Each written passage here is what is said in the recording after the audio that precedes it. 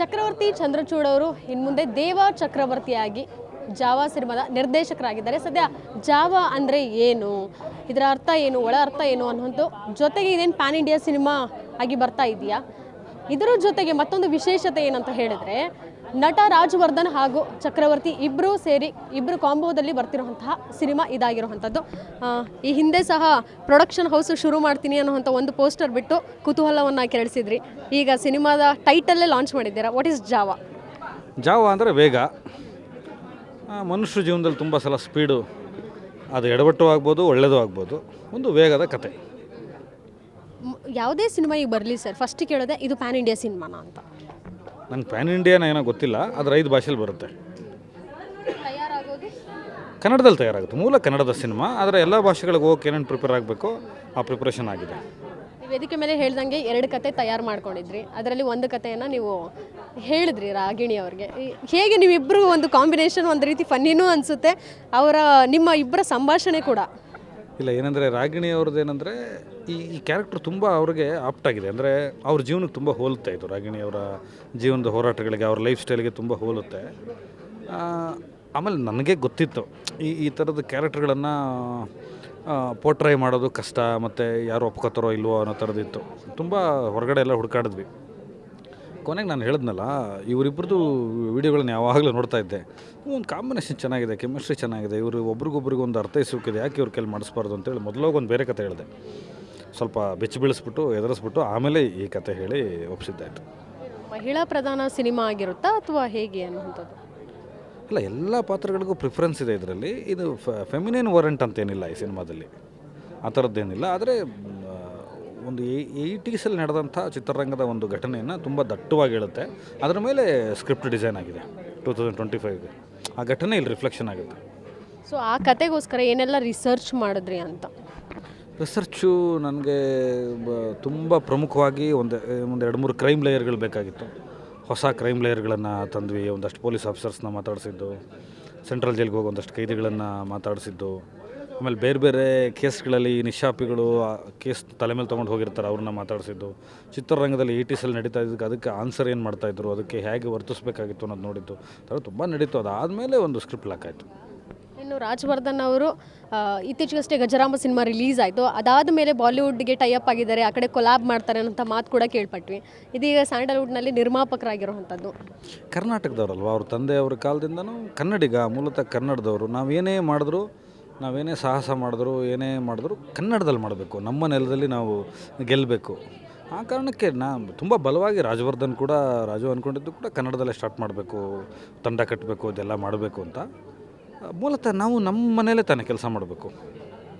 Cinema 80s ಅಂತ ಹೇಳಿದ್ರಿ, like bloodshed thriller, ಯಾವ ಜಾನರ್ ಅಂತ? ಜಾನರ್ ಅಂದರೆ ನಿಮಗಿದೊಂದು ಆ್ಯಕ್ಷನ್ ಥ್ರಿಲ್ಲರ್, ಆ್ಯಕ್ಷನ್ ಬೆಸ್ಟ್ ಸಿನಿಮಾನೇ. 80s ಒಂದು ಘಟನೆ ಇರುತ್ತೆ ಅಷ್ಟೇ. ಅದರ ಪರಿಣಾಮವಾಗಿ ಇವತ್ತಲ್ಲಿ ಏನೋ ನಡೀತಾ ಇರುತ್ತೆ, ಅದು ನಡೆಯುತ್ತೆ. ಶೂಟಿಂಗ್ ಎಲ್ಲ ಇದು ಬೆಂಗಳೂರು ಮತ್ತು ಮೈಸೂರು. ಇಲ್ಲ, ಈಗ ಸ್ಟಾರ್ಟ್ ಮಾಡಬೇಕು ಜುಲೈಯಿಂದ. ಓವರಾಲ್ ಬೆಂಗಳೂರಲ್ಲ ಅಥವಾ ಹೊರದೇಶ ಎಲ್ಲಾದರೂ ಹೋಗುವಂಥ ಪ್ಲಾನ್ ಇಲ್ಲ. ಈ ಕತೆ ಬೆಂಗಳೂರಿನ ಭೂಗರ್ಭದಲ್ಲಿ ನಡೆದಿದ್ದು. ಒಂದಷ್ಟು ವಿಚಾರಗಳು ಮೈಸೂರಲ್ಲಿ ನಡೆಯುತ್ತೆ, ಒಂದಷ್ಟು ವಿಚಾರ ಬೆಂಗಳೂರಲ್ಲಿ ನಡೆಯುತ್ತೆ. ಲೊಕೇಶನ್ ಆಲ್ಮೋಸ್ಟ್ ಬೆಂಗಳೂರು ಮತ್ತು ಮೈಸೂರು ಇರುತ್ತೆ. ಹೊರಗಡೆ ಹೋಗೋ ವಿಚಾರ ಇಲ್ಲ. ಸರ್ಪ್ರೈಸಿಂಗ್ ಕ್ಯಾಮಿಯೋ ರೋಲ್ ಅನ್ನುವಂಥದ್ದು ಏನಾದರೂ ಅಂಶ ಇಟ್ಟಿದ್ದೀರಾ ಸಿನಿಮಾದಲ್ಲಿ? ಕ್ಯಾಮಿಯೋ ರೋಲ್ ಇದೆ, ಸರ್ಪ್ರೈಸಿಂಗ್ ಕ್ಯಾಮಿಯೋ ರೋಲ್ ಇದೆ. ಅದು ಸರ್ಪ್ರೈಸ್ ಆಗಿರೋದ್ರಿಂದ ರಿಲೀಸ್ ಟೈಮಲ್ಲಿ ಹೇಳ್ತೀನಿ ಅದನ್ನು. ಇನ್ನೊಂದು ವೇದಿಕೆ ಮೇಲೆ ಒಂದು ಮಾತು ಹೇಳಿದ್ರಿ, ರಾಜ್ಯದ್ರೋಹಿ ಅಂತ ಸೋನು ನಿಗಮ್ ಅವರಿಗೆ. ನೆನ್ನೆ ಅಷ್ಟೇ ಕ್ಷಮೆ ಕೇಳಿದ್ದಾರೆ, ಆದರೂ ನಿಮ್ಮಲ್ಲಿ ಒಂದು ತೃಪ್ತಿ ಅನಿಸ್ಲಿಲ್ವಾ ಅನ್ನೋವಂಥದ್ದು? ಇಲ್ಲ, ಕೆಲವು ಕ್ಷಮೆಗಳು ಕ್ಷಮಿಸೋದಕ್ಕೆ ಅರ್ಹವಾಗಿರೋದಿಲ್ಲ. ನನಗೇನೋ ಕ್ಷಮಿಸಬೇಕು ಅಂತ ಅನ್ನಿಸ್ತಾ ಇಲ್ಲ. ಯಾಕೆಂತಂದರೆ ಇವನ್ನೆಲ್ಲ ಪರಪುಟ್ಟ ಅಂತ ಕರೀತಾರೆ, ಎರವಲು ಪ್ರತಿಭೆಗಳು. ಹೊರಗಡೆಯಿಂದ ಬಂದು ನಾವೊಂದು ಜಾಗ ಕೊಟ್ಟಿರ್ತೀವಿ, ಪ್ರೀತಿ ತೋರಿಸಿರ್ತೀವಿ, ನಮಗೂ ಅವ್ರ ಅನಿವಾರ್ಯತೆ ಇರುತ್ತೆ, ಅವ್ರಿಗೂ ನಮ್ಮ ಅನಿವಾರ್ಯತೆ ಇರುತ್ತೆ. ಮೊದಲು ಕರ್ನಾಟಕದಲ್ಲಿ ಕನ್ನಡಿಗ ಸಾರ್ವಭೌಮ. ನನ್ನ ನೆಲವನ್ನು, ನನ್ನ ಜಲವನ್ನು, ನನ್ನ ಭಾಷೆಯನ್ನು, ನನ್ನ ಬದುಕನ್ನು, ನನ್ನ ಬದುಕಿನ ಕ್ರಮನ ಮೊದಲು ಗೌರವಿಸಬೇಕು. ಯಾರವರು ಗೌರವಿಸಲ್ವೋ ಅವರು ಪಹಲ್ಗಾಮ್ ಲೆವೆಲ್ಗೆ ಅದನ್ನು ಯೋಚನೆ ಮಾಡ್ತಾರೆ. ಕನ್ನಡದಲ್ಲಿ ಹಾಡು ಹೇಳಿ ಅಂತ ಕೇಳಿದ ತಕ್ಷಣ ಅದು ಒಂದು ಗುಂಪು ಸೇರ್ಕೊಂಡು ಹಾಡುವಂಥ ಕಾರ್ಯಕ್ರಮ. ಸಾವಿರಾರು ಜನ ಬಂದಿರ್ತಾರೆ, ಕನ್ನಡಿಗರಿರ್ತಾರೆ. ಕನ್ನಡ ನೆಲದಲ್ಲಿ ಕನ್ನಡ ಹಾಡು ಅಂತ ಕೇಳಿದ್ರೆ ಇನ್ನೇನು ಕೇಳೋಕ್ಕಾಗುತ್ತೆ?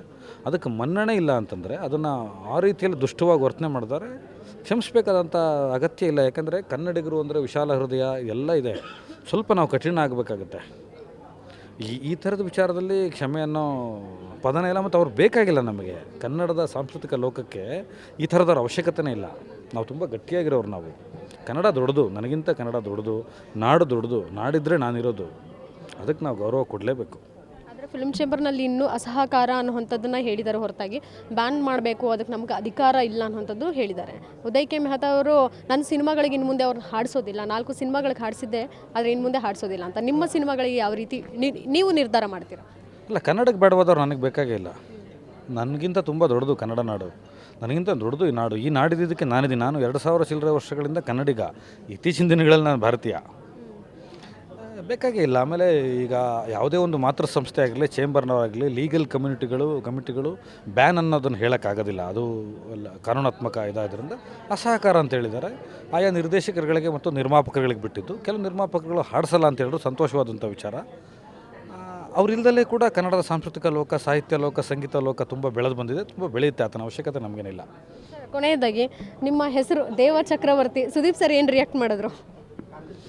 ಇದೊಂದು ಅವತಾರ ಎಷ್ಟು ದಿನ ನೋಡ್ಬಿಡೋಣ ಅಂದರು. ಇದೇ ಫಿಕ್ಸ್. ಅದೇ ಹೇಳಿದ್ನಲ್ಲ, ನಾನು ಜರ್ನಲಿಸ್ಟ್ಗಳ ಮೇಲೆ ಹಣೆ ಮಾಡಿ ಹೇಳ್ಬಿಟ್ಟಿದ್ದೀನಲ್ಲ, ಇದು ನನ್ನ ಹುಟ್ಟು ಹೆಸರು, ವಾಪಸ್ ಅಲ್ಲಿಗೆ ಬಂದಿದ್ದೀನಿ ಅಂತ. Thank you so much. So ಇದಿಷ್ಟು ದೇವ ಚಕ್ರವರ್ತಿ ಅವರ ಮಾತಾಗಿದೆ. ಕ್ಯಾಮ್ರಾ ಪರ್ಸನ್ ಅಜಯ್ ಜೊತೆಗೆ Keerthi Pachal, guarantee news, Bengaluru. Guarantee news, ಸುದ್ದಿ ಖಚಿತ, ನ್ಯಾಯ ನಿಶ್ಚಿತ.